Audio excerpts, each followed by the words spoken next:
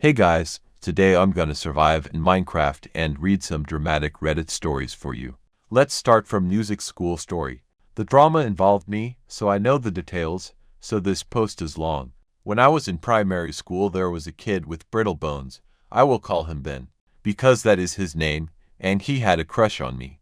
I'm a lesbian and while I didn't know it at the time, I did have a feeling I liked girls. He asked me out and being aware of my feelings and aware that I was a kid and didn't want to date, not even a girl, I turned him down. From that moment on he tried to make my life miserable. His weakness, his brittle bones, was his superpower because teachers were aware that he could die if someone were to physically attack him and they thought that he had no reason to lie about anything and believe what he said. So he started to accuse me of threatening him. And despite people witnessing that I didn't go near him, I would still be punished, assumed guilty. However, I had never caused any issues with anyone and I always had people vouching for me. And teachers could see that I was autistic and I did things by the rules without fail. But I didn't know why he was harassing me. I didn't know it was about turning him down. It took until I had a male teacher. A teacher who actually cared about their pupils to listen to me and he watched me. And when Ben made a baseless report against me, my teacher would be able to give me an alibi. And the kid was shut down and he never made an accusation against me again. But there's still a load of text left and it's neither insane nor drama, just some annoying kid.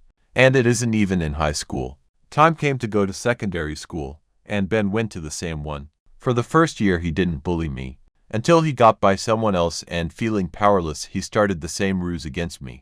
Except this time the punishments were more serious and there were talks of expulsion, and threats of legal issues and that I would be reported to the police. The bullying slowed down after a while after I gave no reaction, because if I was going to be reported to the police I was going to kill myself. So it didn't matter if it was the next time or the fourth time, the outcome was going to be the same. Ben started to make some new friends and he was happier. And an unpleasant nickname he had been given, he embraced it. His head was noticeably larger, and people would call him Alien. Things were going well until he got bullied, got injured, and decided to blame it on me.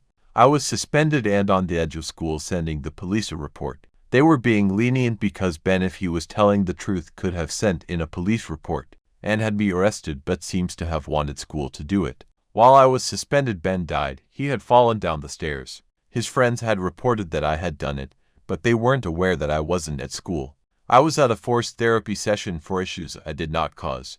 What seems to have happened is that Ben wanted me to be arrested and wanted to hurt himself enough that the court could rely solely on testimony. Despite me learning that I needed alibis, so I was spending as much time in the library. In view of the librarian, who was sympathetic to my situation and aware that I was there, because I needed her as a witness. At the time he died I would have been in the library. I just don't know if he would have spied to see me there and not done it, or that I would have had an alibi. His friends who had told on me said they were unaware that he had died when they came to tell on me, and were described as not being distraught when telling on me but horrified, and extremely distraught upon arriving back to Ben and finding him dead. So they didn't observe him die and then try and get me charged with murder. They only wanted me charged with a lesser sentence. They both got expelled and I just didn't care what happened to them. They were even more of losers than Ben. It was evident that they had been lying and they investigated the reports. And I gave them the name of my primary school teacher who cared. And it annoyingly unraveled really quickly. They could have done it a year or two prior, but no, only after Ben was dead. I was apologized to by teachers who had punished me and threatened me. All reports against me were voided. And I didn't have a second session with that therapist. I was already seeing another therapist for my mental health, which did improve after Ben died, no surprise. This spread around the school. Everything I had gone through, and Ben was vilified quickly and lots of insults were thrown at him. I just didn't care. I wouldn't have ever wished that Ben would die. He was just in a shit situation with his physical disability, being not too far from death. His mom got remarried and he became the much younger sibling to 5 siblings after being an only child. They went to my church and I could see his mom give him much less attention, practically always holding on to her husband's left hand all the time with Ben sitting on his right. And he found a method that gave him power, and he decided to use it to balance out all of the negatives of his life. Everyone was talking about it for years, reminded on the day that it happened. Crazy story, right? Okay, let's move on to Legomalegola's short story about his roommate. My roommate was caught cheating with 3 or 4 different girls. One of them was from his hometown. The other 3 were all from college. Well, one of them found out through me because I tried to be a homie and let his girl drop off his gift for his birthday. Well, I didn't know his other girl would stay at our place for 8 hours, even though she had her own place a building over. The other one found out because I had a friend, her former roommate, tell her and help her out, without going through the entire drama. It was hell for several months because it was just toxic. He managed to keep his Latina GF and it was a mess. Then she blamed me and my buddy for ruining their relationship, when all we do is freaking smoke weed. Now let's listen to Acidic Flip-Flop's dramatic story number 3. I was staying the night at my mom's boss's house with my brothers. They were like a second family to us, for those wondering, and we woke up in the middle of the night to find one of her adopted kids being stolen in the middle of the night by the drunk, abusive former father of the girl. The boss told us, me and my brothers, to go hide in the guest room with the door locked. So we did. Mind you, the only people out in the main part of the house were the ex-father, the boss, her oldest son who was 14 then, and the adopted child. After we were in the room, we could only hear what was happening from there, as it was happening right outside of our door. The man tried to attack my mother's boss, in which her 14-year-old son tried to push him back. He was severely drunk, so he wasn't very sturdy in his top area and ended up falling back. He tried to escape out of the door before anything escalated, and when the kid tried to throw a punch at him so he could keep him down while the cops arrived, the man slammed the door on his fist, which had a glass window on it. Unfortunately, this caused the glass to shatter and the kid suffered some pretty nasty wounds, allowing him to get away. And by away, I mean into a ditch at the end of the street while the cops arrived. He was arrested and charged with some stuff I don't exactly remember due to me being younger then. The dad unfortunately died about 5 months after the event. And for those of you wondering how the 14-year-old is now, he's great. He has a kid and everything. He's about 20 now. I say unfortunately for the father because he was severely mentally ill and died due to complications with his alcohol abuse. The father was really fond of his daughter because she was all he had left after the girl's mother passed away due to cancer, which started his addiction and ultimately led to him losing his daughter and his life. For those of you wondering how I got such a detailed description out of just hearing stuff, I asked my mother's boss the other day about it because after that day we kinda just moved on. Well, here's the story number 4. My family drama experiences can be summed up in 2 words. My mother. Here's one story. My mother was a single mom, had various boyfriends, one husband hanging around, drug addict, alcoholic, all that exciting stuff. When I was 13, we were living in a room in this house way out in the desert. My older sister was 16 and had already moved in with friends. I'm not sure why, but for some reason we had to leave the place we lived in prior. So my mom rented us this room to share, with most of our stuff in storage. I didn't know the man we lived with. I think his name was Mike, but I could be wrong. My mom pretty much just came up to me one day and said we're moving, and that was that. Anyway, after we had been there about a week or so, I was home one day and my mom was laying on the couch in our room, and she seemed to be slipping in and out of consciousness. I kept trying to wake her up, but she was completely out of it, so I went to go call an ambulance. We didn't have a phone in our room, so I went to the living room to use the phone. Mike was on the phone, so I asked if I could use the phone. There was an emergency. My mom was sick and I need to call an ambulance. He ignored me at first, and then got annoyed with me, wouldn't let me use the phone. So I took off on foot down to the nearest grocery store, probably the equivalent of several city blocks, and used the payphone. By this time, I was so panicked that I couldn't even remember the address. So I called a friend of my mom's, and she said she would call an ambulance. She said to stay there and wait and she would pick me up. By the time she came to pick me up, the ambulance had already come to take my mom to the hospital. I went with her to her house, thinking that once my mom got out of the hospital she would come and get me. Well, she didn't. She left the hospital against medical advice, and to my knowledge did not contact her friend. To this day I honestly don't know what was wrong with her. She has said it was a drug overdose. Valium mixed with alcohol, no doubt, and then other times she said she had a stroke. She lies all the time and she's crazier than a loon, so I'm sure I'll never know the truth.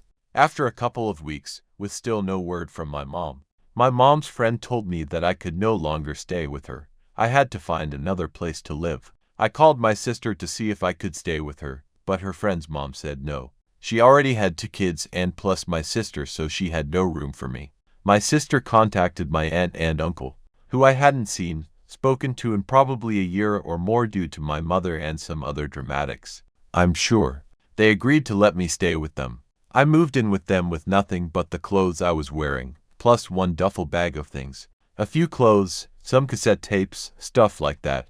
After staying with them for a few days, they offered to adopt me, and I agreed since I didn't really know what else to do. Finally, after about a month, my mother surfaced. I sat in my cousin's room and waited to find out where I would be living next. I could hear my mother and my uncle yelling at each other.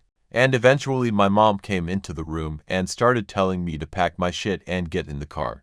We were leaving. My uncle came after her, yelling, and I just sort of freaked. I ran out into the backyard to get away from them. I told my mother that I wanted to stay there, and when she had a job and a new place to live, I would come live with her. In my 13-year-old, emotional freaked out state, that seemed like the most logical solution.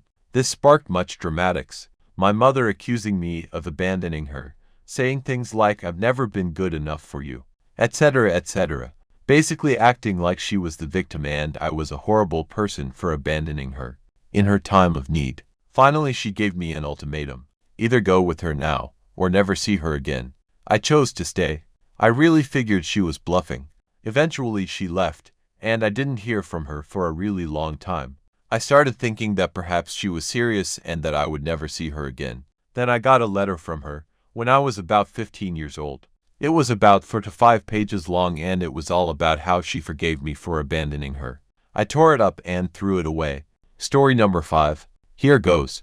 I have 2 older half-sisters, one of whom is married. Upon getting married, in addition to having my 2 beautiful nieces, my sister and her husband decide to start swinging. In case you don't know what that means, it means having sex with other couples and people. Group sex.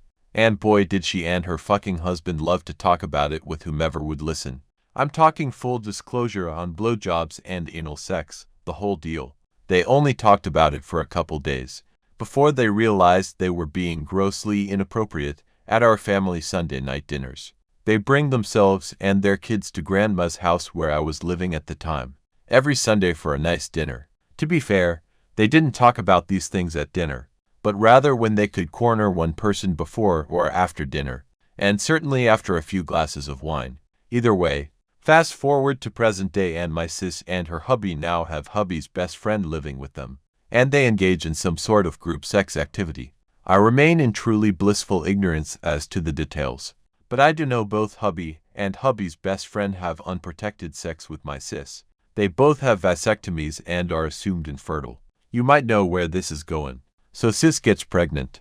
They don't know who the father is. That's my craziest family drama, and it is ongoing. Story number 6 from a Reddit user, Charcurry. My dad was always a violent, angry man. Not much of a drinker or anything like that, although for the longest time he would leave his bongs around the house. Then when he started getting disability from the government for his arthritis and injuries, he began spending all his free time on the internet. On his computer, he met some Chinese woman behind my mother's back, and he would send all sorts of media and files to her. Eventually, it got serious to the point that she would send nudies to him, and random knickknacks to us kids and the family through the mail. Then she decided to visit Canada, which has a border only a couple states up north from us, and my dad took a road trip to go see her while she had her visa. About 6 months later, my dad took his turn and visited Hong Kong for about a month to see her. God knows what happened down there, but a couple weeks and my mom gets fed up and makes the long-distance phone call to him while he's with this Asian chick and tells him she wants a divorce and she's filing a restraining order, preventing him from coming in the house. This got him rightly pissed and he pretty much lost it. When he came back to the States, he would routinely take things from the house when he thought no one was there, and he would spout crazy nonsense about my mom's side of the family. Not only did we soon find out that he was checking up on our house's calendar to see what we were up to, but he was also messing shit up, like putting fiberglass in my brother's gas tank and sugar in my mom's. It turns out fiberglass does work, FYI. He also quit cigarettes and lost a ton of weight while he was remodeling the new house he bought a couple towns over. But then one day while he was sleeping at my grandmother's house, he laid down for a nap the day prior to Thanksgiving and his heart exploded, pooling all the blood on one side of his body. Story number 7 from Ruano. My dad was crazy. He believed if we were driving somewhere and there was a red light on the way, it was God's will for us not to go out that day, so we'd have to turn around home. He also tried to force periods of fasting onto my mom because God spoke to him. She had to drink water out of the shower. This part happened before I was born though. He would go door to door collecting for animal ambulance. However, he would just knock on the door and hold out a can. He wouldn't speak at all. Probably the craziest thing he did to me personally was strangle me. He shook me back and forth exactly like Homer from The Simpsons. It was for spilling rice bubbles on the couch. I was 4 at the time. When I was alive, he became more of an alcoholic and his behavior became more like this: aggressive and mentally and physically abusive. My mom had to deal with the vast majority of his anger spells.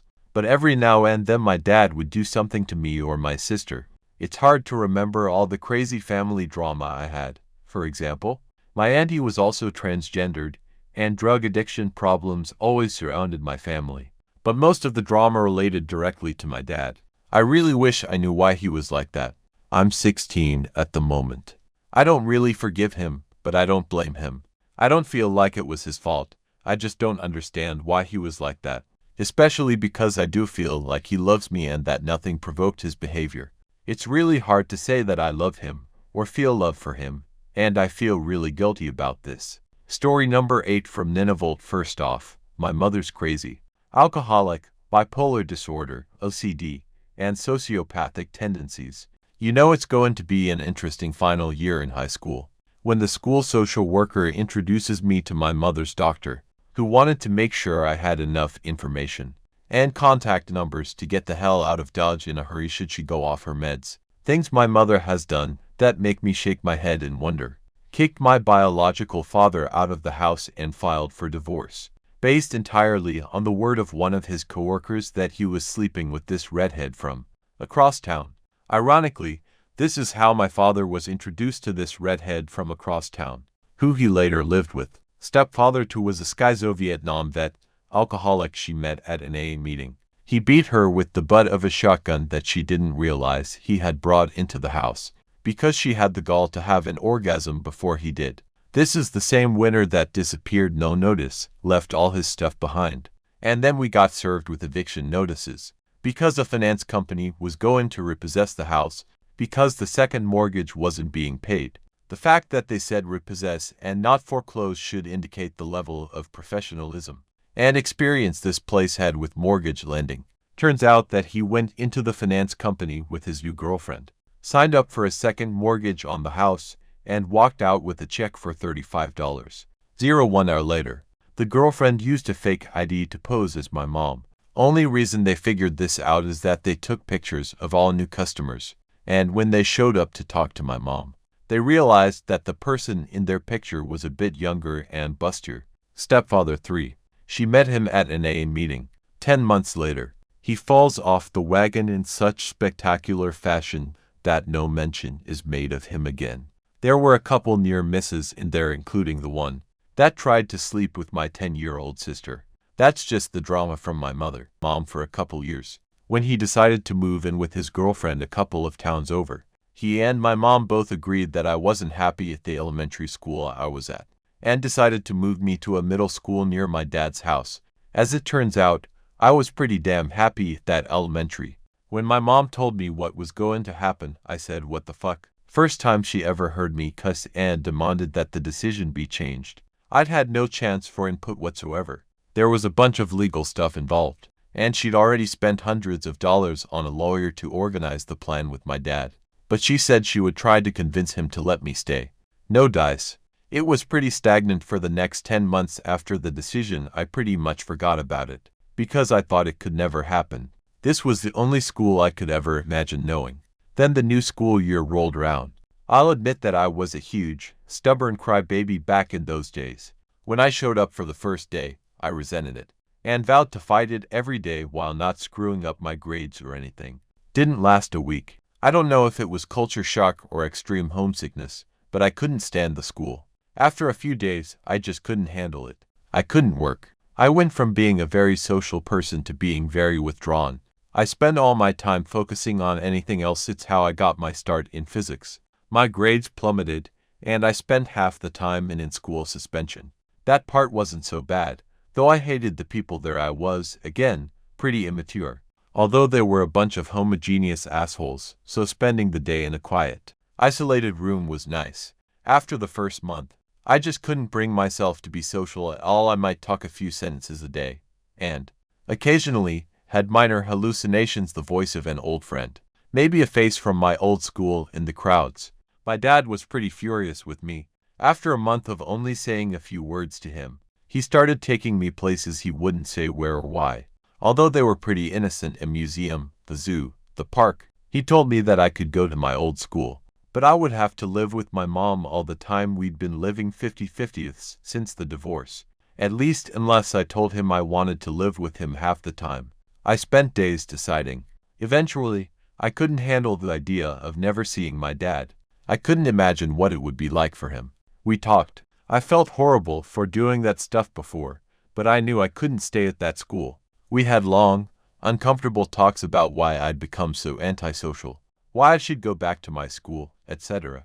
Eventually, he was convinced. I got back. I'd never been happier in my life. I immersed myself in my friends and in school, blocking out all the memories of what had happened. Still, I had flashbacks.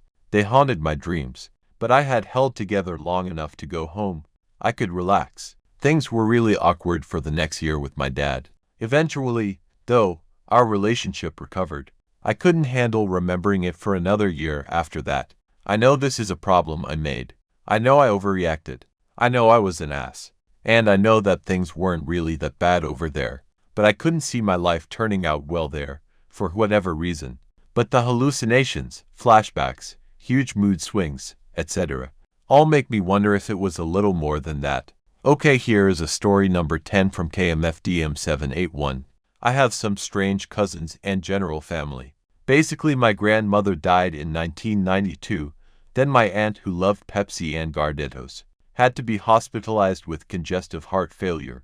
Eventually, she lost her leg because of it and spent the rest of her time alive in a small apartment, wheelchair-bound. She was either on medication for depression, which made her loony as hell, or she was horribly depressed. When she passed, all that was left of my immediate family was my mom, my aunt's children, who were all female and much older than me.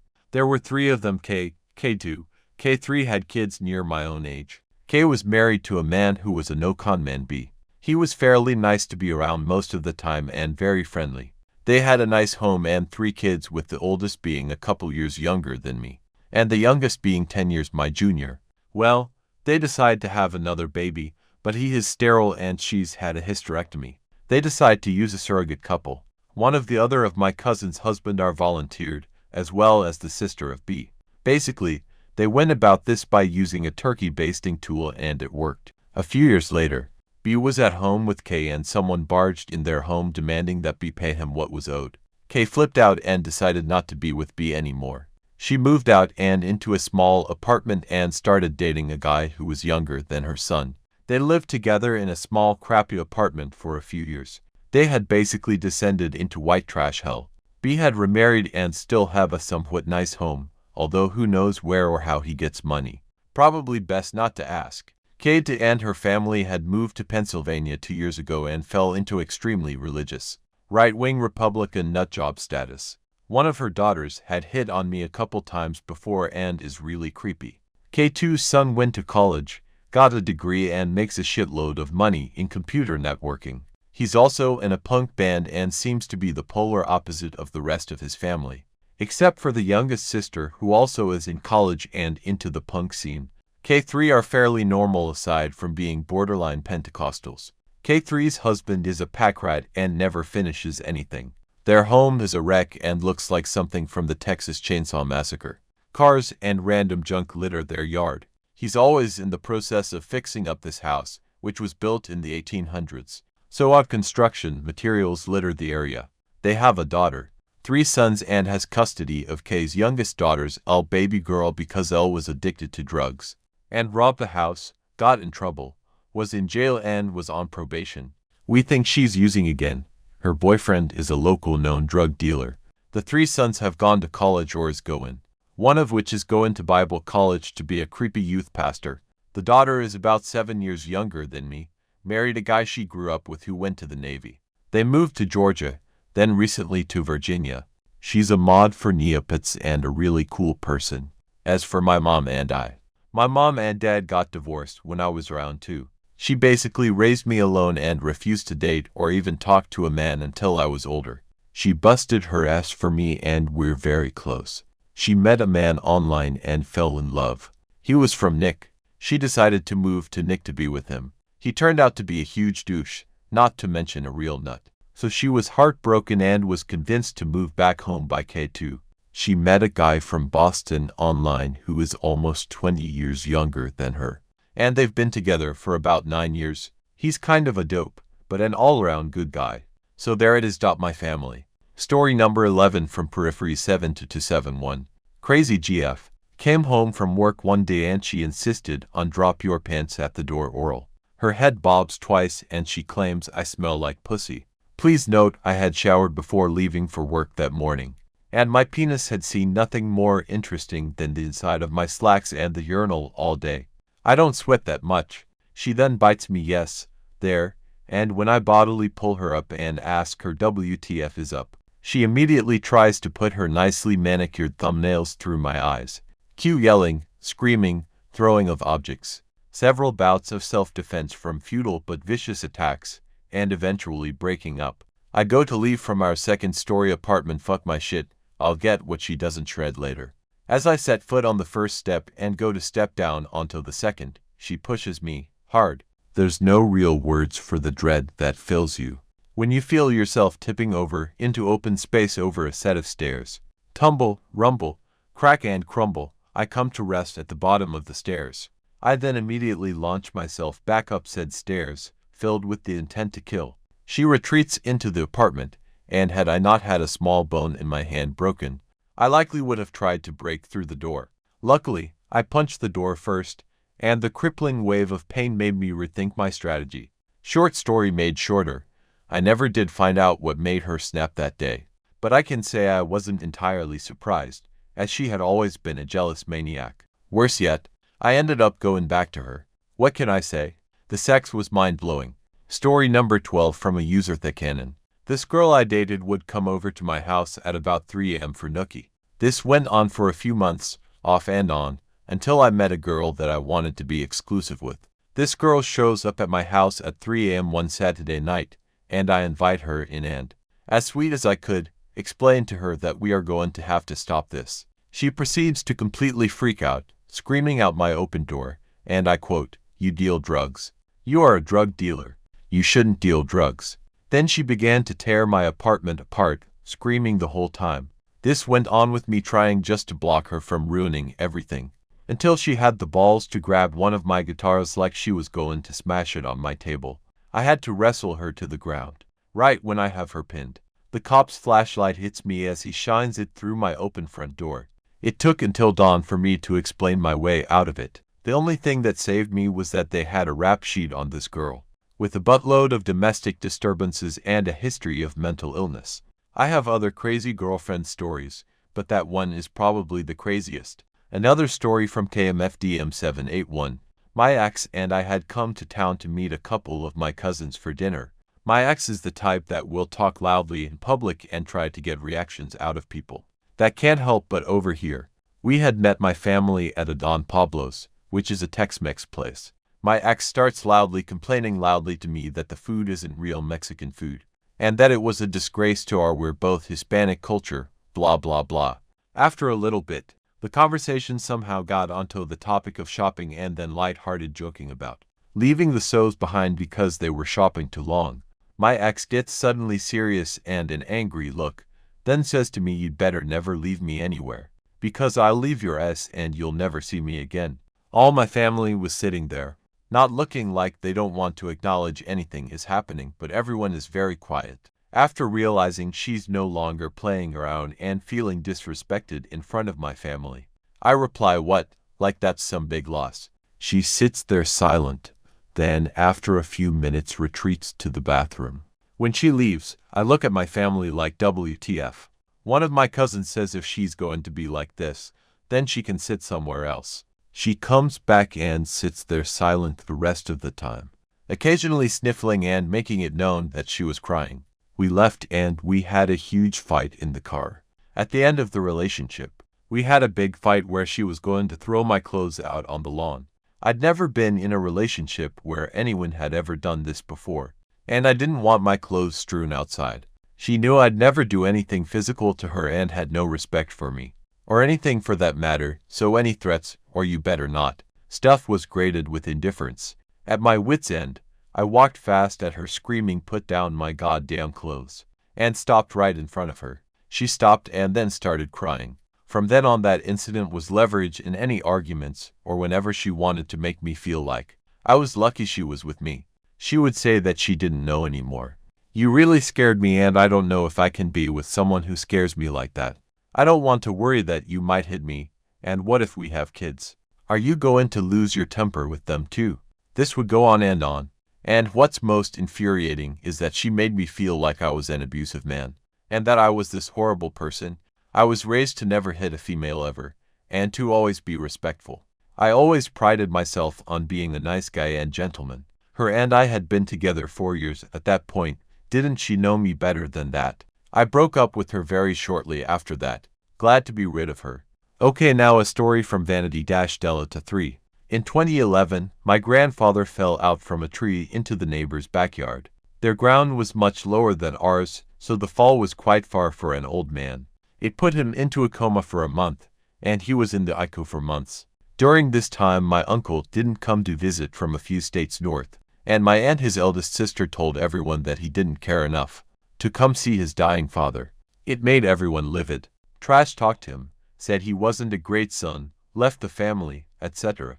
Thankfully, though a teen, my dad moved to a town right next to them so I could visit my cousins who I grew up with. When I got older, 18-19, I asked about that situation. Turned out after they closed on their house, my uncle lost his job. Then, in the same week or so, my aunt, his wife, was diagnosed with cancer from a tumor in her brain.